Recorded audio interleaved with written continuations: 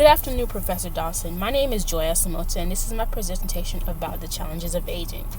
I feel with the challenges of aging, you have to have the certain components in your life to continue to push you, to motivate you to be what you want to do. You won't have that lifestyle, that future you want. For me, I feel that living choices, financial choices, along with health, relationships, and dating and driving, with working continuously to work, would be the components that I personally feel will be good for me only.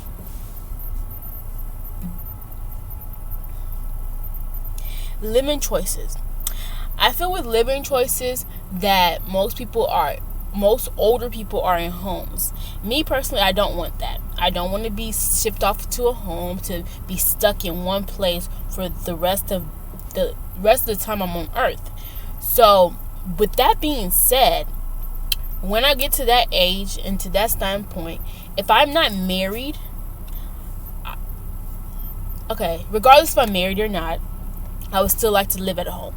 If I am married, then me and my husband can help each other out with activities such as showering, walking down the stairs, cooking. But if I'm not married, then I would have a stay-in nurse that will live with me and help me so that my children don't feel obligated to help me.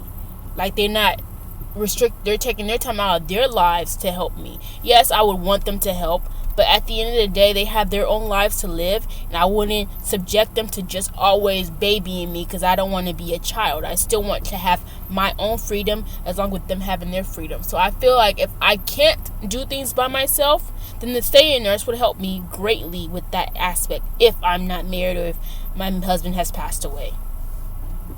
The next step for me, I feel, will be financial choices. The reason I say financial choices is because I want a certain lifestyle. I don't want to depend on anybody or anything.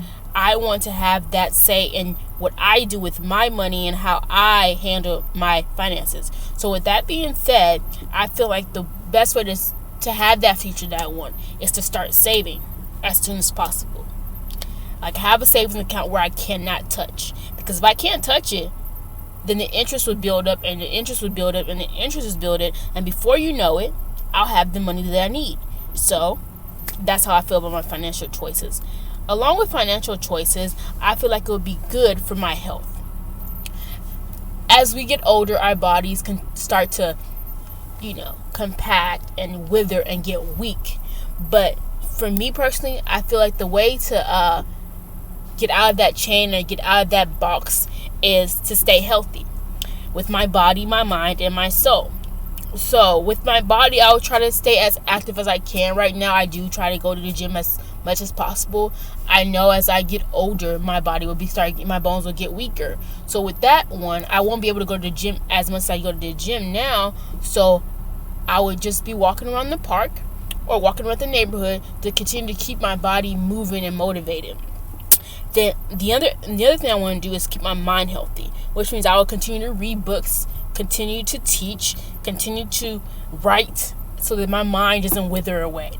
And my soul is another one I want to work on, and I'll just keep connected to God because I am a Christian. I do believe in that. Now, relationships and dating, hopefully by then, I will still be married, so that this won't really be an issue. But if I'm not married, then I will be dating, and I want to travel and have a life with my husband. So I hope my kids will understand at that time. The next thing will be driving. I love to drive. As you can see, I'm actually doing this video in my car. Yes. So I love to drive. I like the freedom and independence that it gives. So if I don't have any health defects that says I cannot drive, then I will be driving so I can still have my freedom.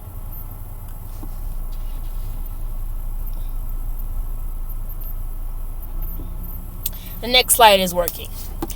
I want to be a teacher. That is what I'm going to school for. I did change my major. I used to be a physical surgeon. I wanted to be a physical surgeon at first, but of course that task was a little too hard for me. And I do love teaching. I love talking, as you can see, and I love English. So those two things put together will be a perfect motivation for me to become a teacher. So I do want to continue to work until I'm at least 60 years old. I don't think that's too old. I think that's perfect, but I will be a substitute teacher when that time comes. I won't be a full-time teacher. So that way I can still have the freedom I want to do whatever I want, like to travel or, whatever it may be at that time, but still be able to live my dream and help the children of that time.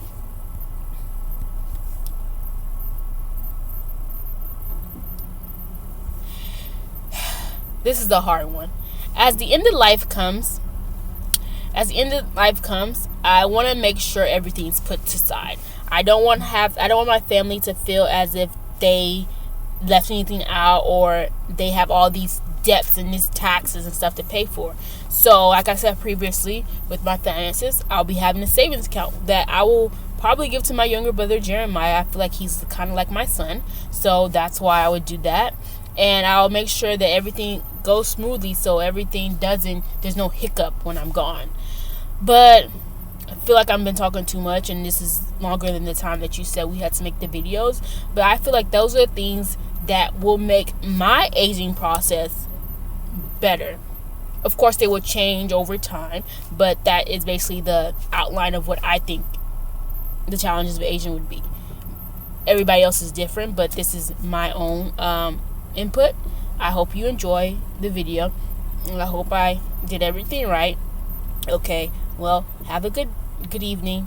Goodbye, Professor Johnson.